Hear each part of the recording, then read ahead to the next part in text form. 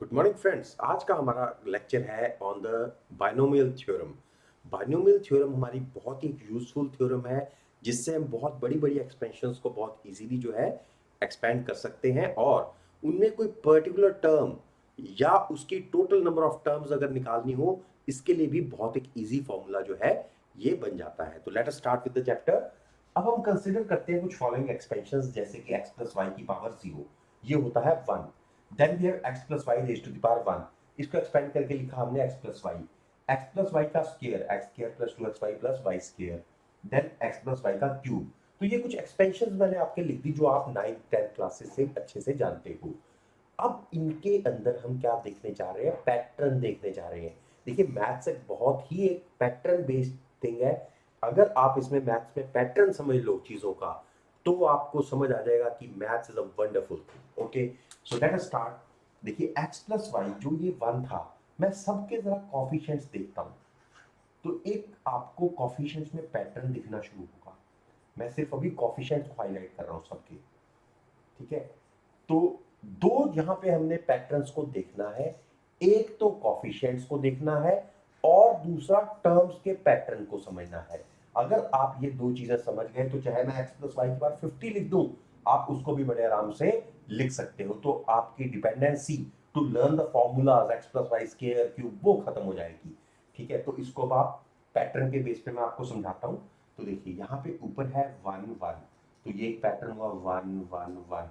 Then इसका जो pattern है, देखिए कैसा है, 1 2 1। कॉफिशिएंट्स का एक मैं ट्री बनाने जा रहा हूं। देन 1 3 3 1, तो यहां पे आया 1 3 3 1। तो अगर मैं इस ट्री की बात करूं, तो इसमें एक बहुत ही अच्छा पैटर्न है कि ये जो लास्ट में आपको ऐसा ट्री में दिख रहा है, तो 1 1 1 1 दिख रहे हैं सिर्फ, और जो बीच में नंबर दिख रहे हैं, ये ऊपर वाले दो नंबर्स का सम दिख रहा है। जैसे कि ये 3 है, ये 3 है। अगर मैं इससे अगला एक ट्री बनाना चाहूं, तो बना सकता हूं जिसके लास्ट में दो दो 1 होंगे। बीच में नंबर्स कैसे बनेंगे, जैसे इनका 4, फिर इसका 6, फिर इन दोनों से बना 4, और लास्ट में 1। तो ये आपको समझ आ रहा है कि हर एक टेबल के नीचे जब हम जाते जा रहे हैं, तो एक एक नंबर तो देखिए 1 1 तो है ही है लास्ट में, बीच वाले नंबर्स ऊपर वाले दो का सम करते हुए बन रहे हैं। तो ये एक पैटर्न था इसके अंदर। इस पैटर्न का एक पर्टिकुलर नेम होता है, जिसको हम पास्कल्स ट्रायंगल कहते हैं। तो वो हम बाद में फिर से समझेंगे अभी। चलिए, अब हमने एक समझा कि कॉफिशिएंट्स का कुछ पैटर्न है, कि अगर मेरे पास x प्लस वाई की पावर 4 दे दी जाए, तो मैं उसका पैटर्न कॉफिशिएंट्स का तो एटलीस्ट बना सकता हूं, this is 1 and this is 1 last में।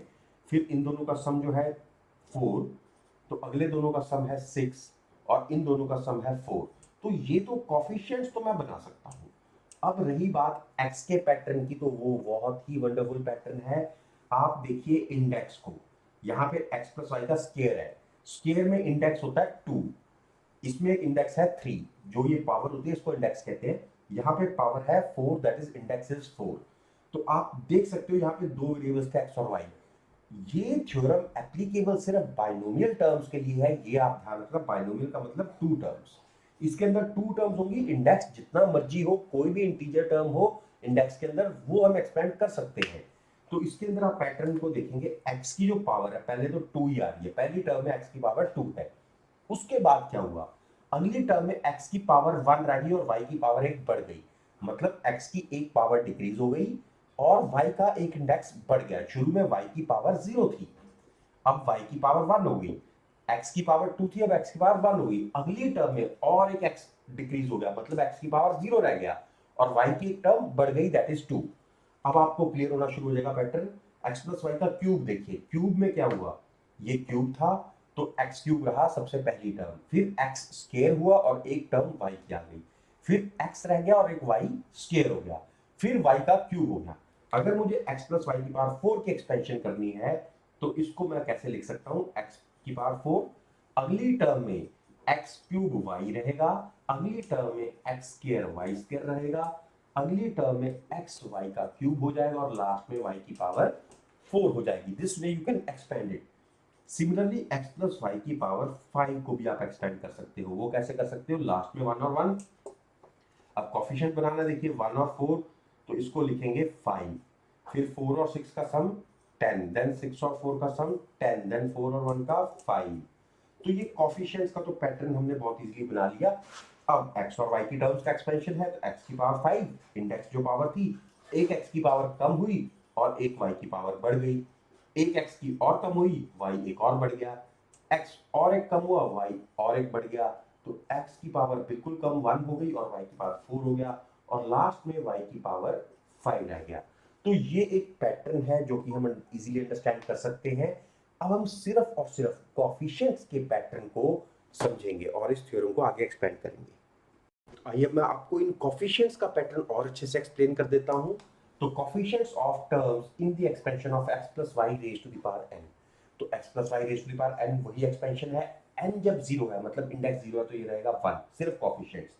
फिर n इक्वल टू 1, 1 और 1, तो एक पैटर्न बनता चला गया जिसमें एक ऐसा एक ट्राइंगल टाइप की आपको एक शेप नजर आ रही है, जिसमें लास्ट में तो 1 और 1 है। अब ये बीच के नंबर्स कैसे बन रहे हैं, इन दोनों का सम। फिर ये आप देखिए कैसे एक पैटर्न बन रहा है, इन दोनों का सम, ये दो दो टर्म्स का जो कॉन्जुगेटिव ऊपर वालों का सम बनता जा रहा है। अब मैं यहां से इन दोनों के लिए अगर n को लेता हूं 5, इंडेक्स हो गया 5, तो ये पैटर्न कुछ ऐसा बनेगा, लास्ट में 1 और 1 दिखेगा, बीच में इन दोनों का सम इज 5, फिर इन दोनों का सम 10, देन इन दोनों का सम फिर से 10, देन 5 और लास्ट में 1। अब मैं फिर से एनालाइज करता हूं कि how we can relate this index with these terms. अब ऐसे तो हम अगर n की पावर n 10 के लिए निकालना हो तो क्या मुझे शुरू से लेके सारा बनाना पड़ेगा? No, we have a pattern for that also. तो मैथ्स में यही सबसे जरूरी चीज है कि पैटर्न एनालाइज करना है। अगर मैं n को 5 लेके assumption लेता हूं तो यहाँ पे 1 की वैल्यू 5c0 के बराबर है, और जो 5 की वैल्यू है 5c1 के बराबर है, 10 की वैल्यू है 5c2 के बराबर है, 10 की फिर से 5c3 के भी बराबर होती है, और ये 5c4 के बराबर है, और ये 5c5 के बराबर है। तो ये एक्सपेंशन जो है रिलेट हो गई एनसीआर वाली टर्म से। अगर मुझे कोई भी अब एक्सपेंशन की टर्म देखनी है तो ये जो फर्स्ट टर्म होगी, तो इसमें एक्सपेंशन कैसी रहेगी, nc0। तो यहाँ पे 4 है तो 4c0, फिर nc1, फिर nc2, nc3 and nc4 and nc5, जो भी आपका n चलता जाएगा उसके अकॉर्डिंगली ये n की टर्म्स में पैटर्न देखिए कितना सही बन गया ये।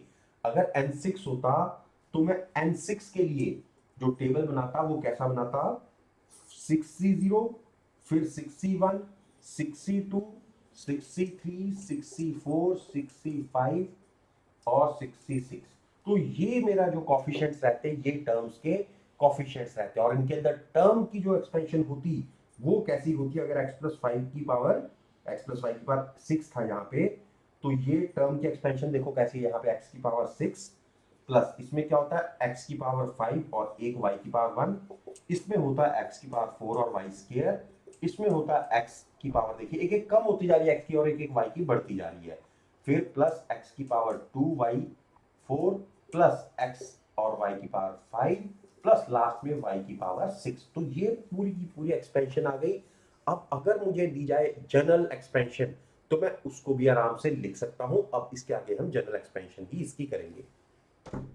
तो बच्चों अब तक आपको पैटर्न बहुत अच्छे से क्लियर हो गया होगा इसका।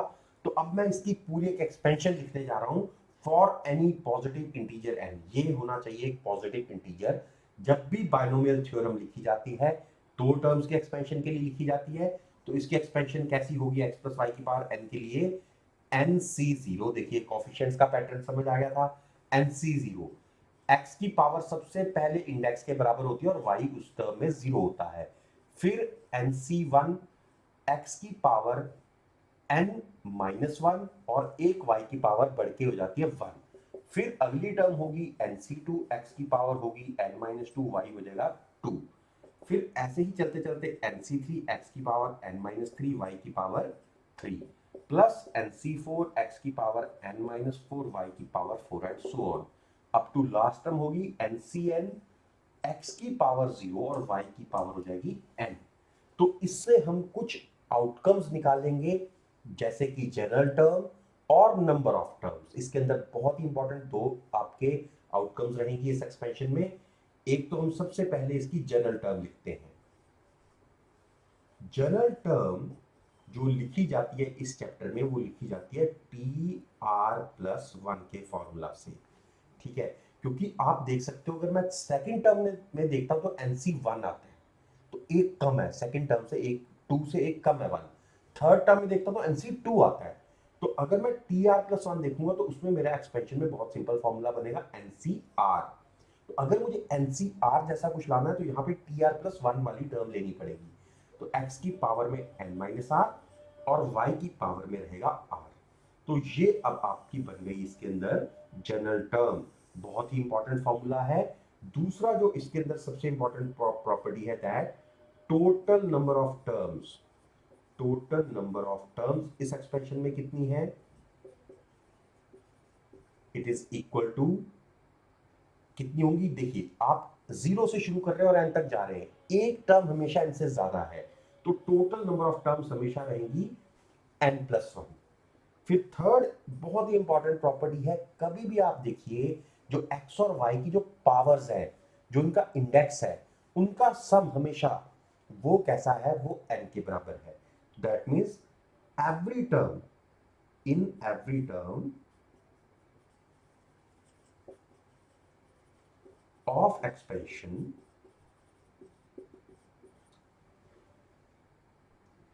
power of x and y add up to equal to index.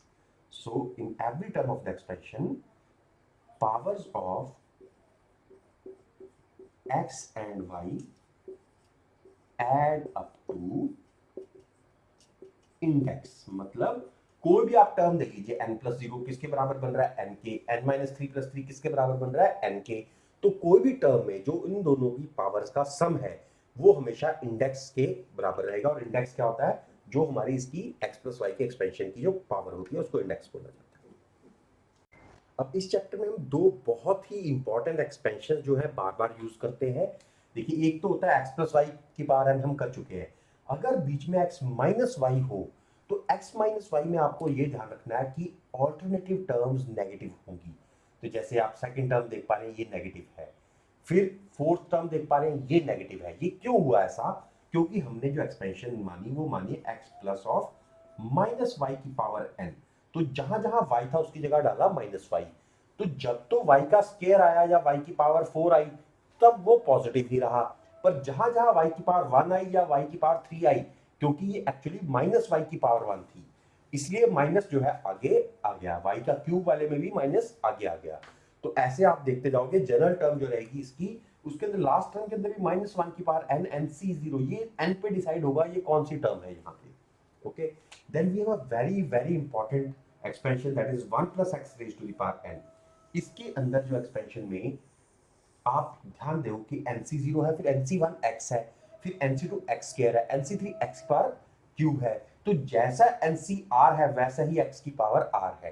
तो इसमें बहुत इजीली होता है, अगर मैं बोलूं find the coefficient of x raise to the power 5 in 1 + x raise to the power n, तो सीधा आप लिख दोगे NC5। तो मैं लिख के भी बोल देता हूं आपको कि फाइंड द कोफिशिएंट ऑफ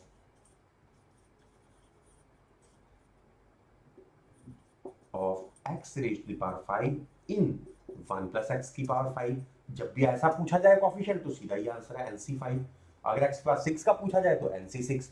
तो ऐसी एक्सपेंशन में 1 + x वाली एक्सपेंशन में तो कोफिशिएंट निकालना बहुत इजी होता है। चलिए अब हम नेक्स्ट टॉपिक करते हैं, मिडिल टर्म कितनी होती है या कौन सी होती है in the expansion of x+y raise to the power n। ये डिपेंड करता है कि नंबर ऑफ टर्म्स कितनी है, और नंबर ऑफ टर्म्स डिपेंड करता है कि n की वैल्यू कितनी है। अगर n होगा इवन तो और टर्म्स होगी, क्योंकि एक ज्यादा टर्म होती है, n+1 टर्म्स होती है। एक मैं एग्जांपल के तौर पे लेके चलता हूं, लेट n जो है वो 6 है, तो आपका 7 टर्म्स होंगी। मैं इसको कुछ ऐसे बना लेता हूं आपके सामने, first, second, third, fourth, fifth, sixth और सेवंथ। अगर 7 टर्म्स होंगी तो इसमें एक ही मिडिल टर्म होगी, वो होगी फोर्थ टर्म। देखिए आप 3 इधर 3 उधर रह जाती है, तो फोर्थ मिडिल टर्म होगी। अब 6 की वैल्यू से 4 कैसे निकाला जाए, 6/2 + 1, मतलब 6 को डिवाइड करो 2 से, जो भी n की वैल्यू है अगर वो इवन है उसको डिवाइड करो 2 से और प्लस कर दो उसमें 1। इतनी जो टर्म होगी वो हमारी मिडिल टर्म होगी। इस केस में एग्जाम्पल के तौर पे 6/2 हुआ 3, 3 + 1 4, fourth term is our middle term when there is single value of term, only when n is even. जब n होगा ऑड, अगर n है ऑड, मान लीजिए n 5 है, अगर n है 5 तो आपके पास जो नंबर ऑफ टर्म्स बनेंगी वो 6 बनेंगी। अगर 6 टर्म्स है तो यहाँ पे एक मिडिल टर्म नहीं हो सकती, यहाँ पे 2 मिडिल टर्म्स होंगी। तो इन दो को कैसे निकाला जाए, उसके लिए फॉर्मूला है, एक तो है n+1/2 टर्म और दूसरी है n+3/2 टर्म। तो इसमें आप देख सकते हो n अगर 5 था तो 5 + 1 कितना हुआ, 6/2 term, that is third term. And उससे ये एक अगली ही टर्म है, अगर आप इसको अलग से लिखना चाहते हो तो ये ऐसे भी लिख सकते हो, n+1/2 प्लस 1th टर्म, इसको एलसीएम लेके लिखा गया है, तो इससे एक नेक्स्ट टर्म ही होती है। तो आपको ये ध्यान रखना है कि जो भी ये टर्म निकलेगी और उससे जो नेक्स्ट टर्म निकलेगी वही हमारा इसका आंसर होगा। अब इसमें आपको एक क्वेश्चन बन सकता है, ग्रेटेस्ट टर्म निकालिए।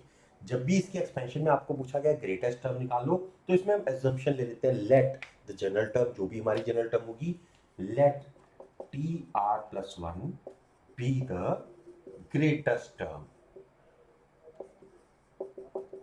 ठीक है, इसमें अगर ग्रेटेस्ट टर्म TR+1 है तो ये किसी भी टर्म से जो इसकी है उससे बड़ी होगी। अब वो TR से भी बड़ी होगी, मतलब अगर इसकी वैल्यू देखी जाए ये ग्रेटर देन इक्वल टू 1 भी होगी, और अगर TR+1/TR+2 किया जाए ये भी ग्रेटर देन इक्वल टू 1 होगा। तो इस तरह के ऑपरेशंस लगा के आप जनरल कंडीशंस बना सकते हो। इसमें आपको नॉर्मली x की वैल्यू दे दी जाती है या y की वैल्यू दे दी जाती है, r की वैल्यू आपको निकालनी होती है। कई बार इसमें हमें पूछ लिया जाता है कि आरक टर्म फ्रॉम द एंड बताइए, जैसे कि आपके एक्सपेंशन x+y⁴n, आपसे पूछ लिया जा सकता है fifth term from the end की वैल्यू बताइए।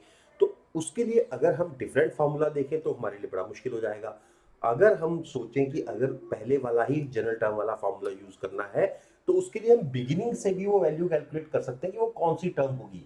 आरक टर्म फ्रॉम एंड जो होगी ये n-r plus 2th term from beginning रहेगी।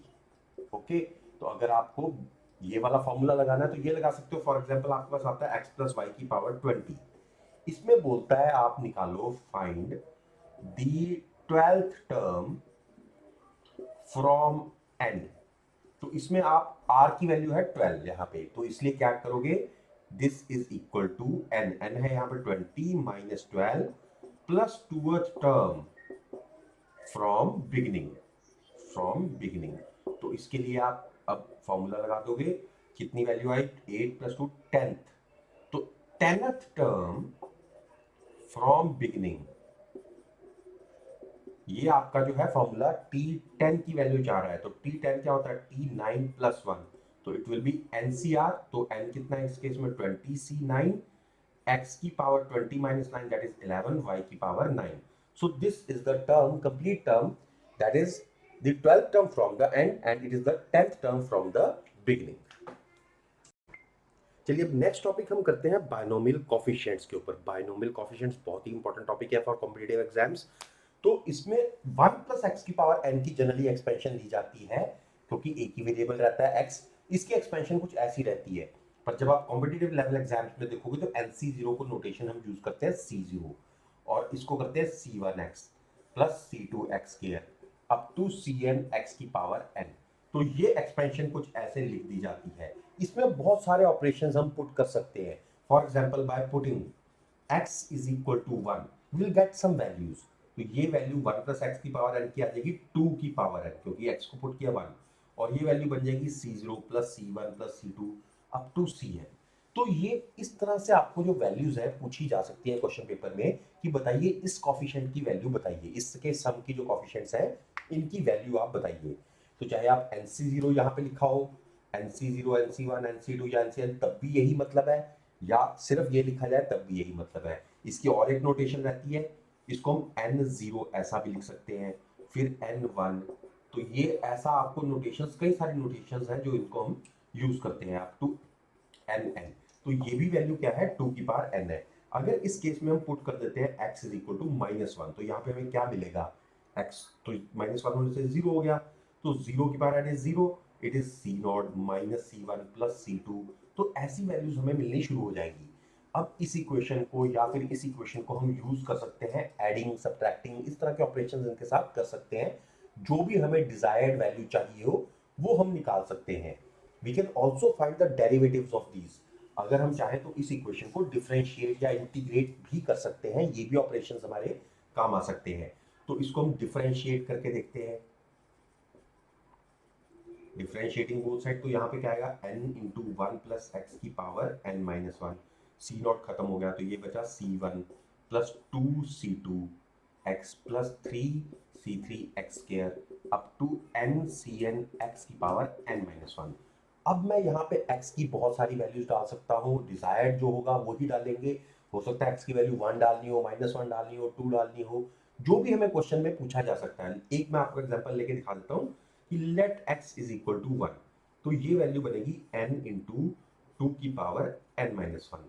तो यहाँ पे आता है c1 plus two C two plus three C three and so on up to n times cn। तो ये वाली वैल्यूज आपको अगर मांगी गई है ये वैल्यू, तो ये इसके बराबर होगी। तो इस तरह के रिजल्ट्स जो है ये आपको डेवलप करने पड़ेंगे। डिजायर्ड जैसा होगा क्वेश्चन में उस तरीके से आपको डेवलप करने पड़ेंगे। Now will do multinomial theorem.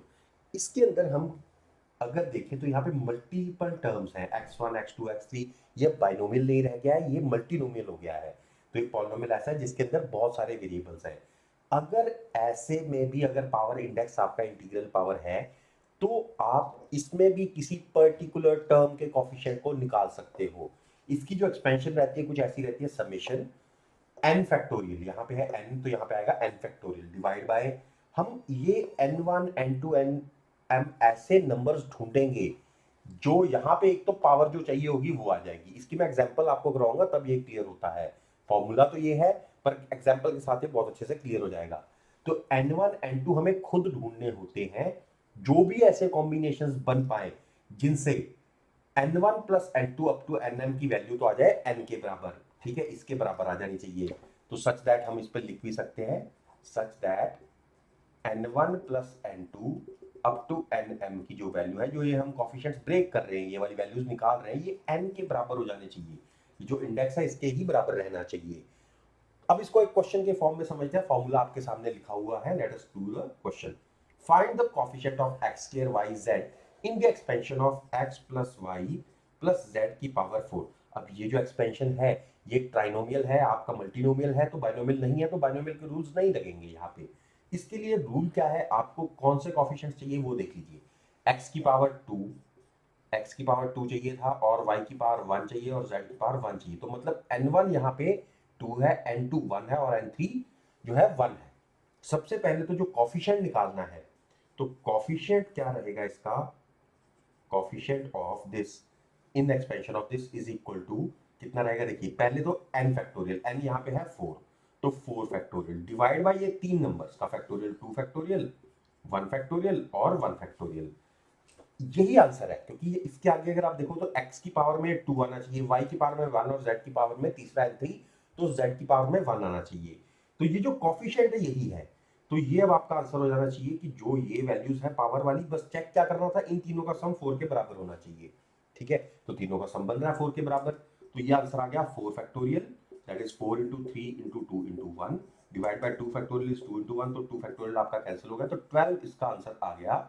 So this is the way we can apply multinomial theorem.